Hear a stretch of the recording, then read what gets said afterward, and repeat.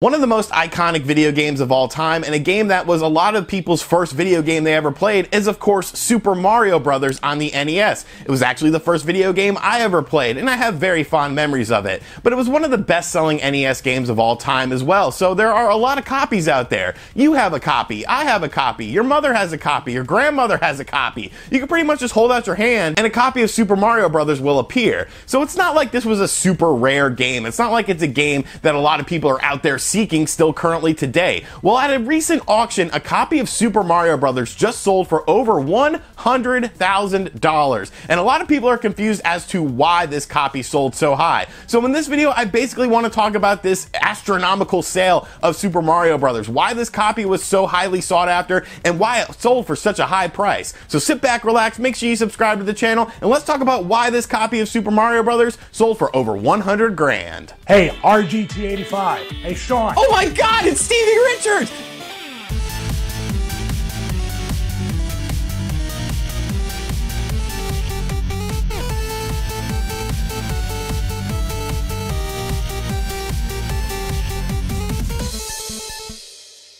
So obviously finding a new copy of an NES game out in the wild is pretty hard to come by, especially in today's modern era where everyone thinks that every NES game is worth $1 million, and that's why they sell them on Facebook marketplaces for outrageous prices. But obviously this was a new copy of Super Mario Bros. On the NES, so right then and there, you know, the price will go up. It's still sealed and all of that, so people are going to be wanting to be spending a higher price point to get their hands on this. Now, you also have to factor in the fact that this game was actually VGA graded. Now, we could sit here all day and talk about VGA grading, whether it's really cool, whether it's something that's just a waste of time. Me personally, I would never get anything VGA graded. If you're not familiar with what VGA grading is, basically if you have a new copy of something, you send it to this company, they evaluate it, they see how new it really is, how crispy everything is, they send you a nice case, and they sort of send it back with a rating, and then based on that rating, you could pretty much guess how much you want to charge for this. It's a really strange thing because it really doesn't give anything of value. It's just sort of an estimated value, and of course, just like anything, there's a marketplace value.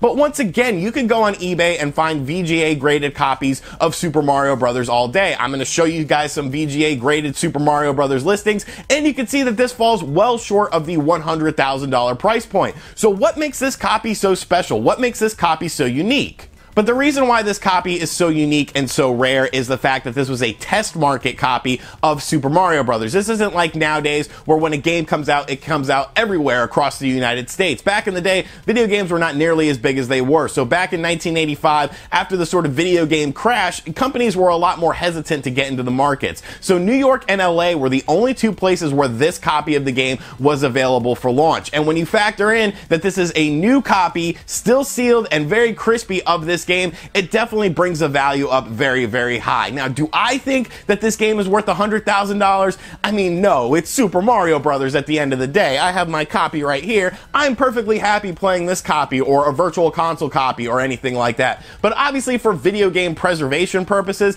it's a pretty important thing. It wasn't purchased by an individual, it was purchased by a group of individuals. Now, what they're going to do with that really remains to be seen, but I hope that they put it sort of in a preservation state. Maybe this is the reason why we need something like a video game museum for artifacts like this, because honestly, you know, it's over 30 years old. It's still very clean, very crisp, and this was a test market copy back in the day when things like video games were sold in a very different way. So it's an awesome thing. Like, I think it's totally cool. I would never spend anywhere near that amount of money on a single video game, but it's definitely a very unique piece of video gaming history. Just don't go thinking that your copy of Super Mario Bros. Is worth $100,000. That's one of the fallouts that happens from things like this, is whenever there's a huge sale of a game, these crazy stupid websites that don't know anything about video games will say, your copy of Super Mario Bros. Could be worth over 100 grand, and it's like, shut the hell up. Like, you don't know what you're talking about. But definitely a very interesting piece of video gaming history, definitely something that a lot of people are going to be talking about, and it kind of makes you wonder what else is out there. What else is out there in the wild? This is the highest selling VGA graded copy of a game of all time, the highest dollar amount. So pretty cool stuff. Let me know in the comments section down below what what you think about this. Would you ever pay anywhere near that sort of thing? You know, I think anything over a couple $100 for a single video game is just way too much for me, but I know there are a lot of hardcore collectors out there. And as always, thank you guys for checking out this video. As you can see, the game room is coming together nicely. We're going to be doing a game room tour next week, so make sure you tune into that, and thanks for checking out this video. As always, I will catch you guys on the next one.